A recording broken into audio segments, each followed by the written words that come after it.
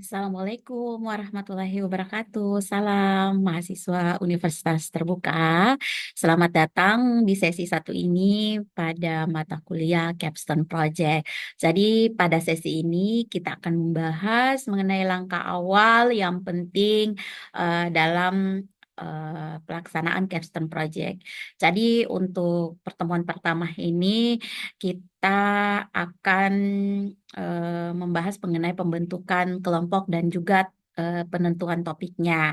Jadi pembentukan kelompoknya ini nanti satu kelompok itu terdiri dari 5 orang dan saya sudah selaku tutor itu sudah membagi kelompoknya dan nanti kita akan adakan apa itu web ya untuk secara online bertatapan secara online ya untuk membahas mengenai pembentukan kelompok dan juga penentuan topik ini. Jadi dalam pembentukan kelompok ini tujuannya ya membantu mahasiswa belajar bekerja sama dalam mengembangkan perangkat lunak yang penting untuk karir mereka setelah lulus.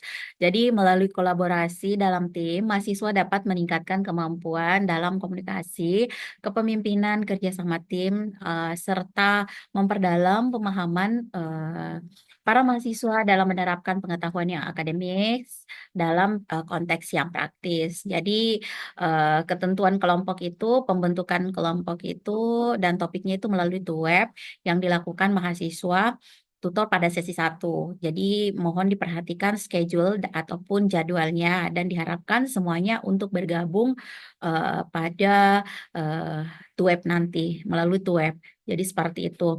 Kemudian setiap kelompok itu terdiri dari 5 mahasiswa seperti tadi yang sudah saya jelaskan.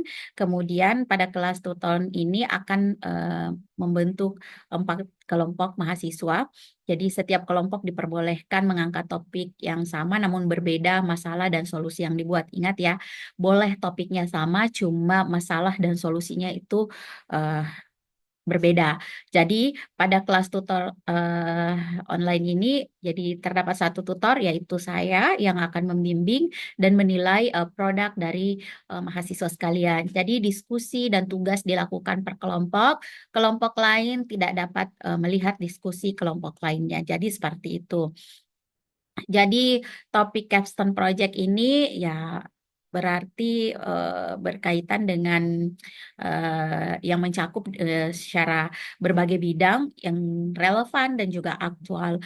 Jadi termasuk pendidikan ekonomi, baik kesehatan, lingkungan, teknologi, dan juga pemerintahan. Jadi dalam bidang pendidikan, mahasiswa dapat mengembangkan sistem manajemen pembelajaran yang inovatif, meningkatkan efektivitas pengajaran dan pengembangan, baik itu di sektor ekonomi, proyek yang mencakup pengembangan aplikasi e-commerce atau sistem analisis keuangan. Jadi, pada bidang kesehatan, topik bisa berupa sistem informasi rumah sakit atau aplikasi telemedicine. Jadi seperti itu. Kalau saya ya, selaku tutor sih lebih yang lebih trennya sekarang itu sih lebih ke topik-topik kesehatan ya. Contohnya ke telemedicine ini.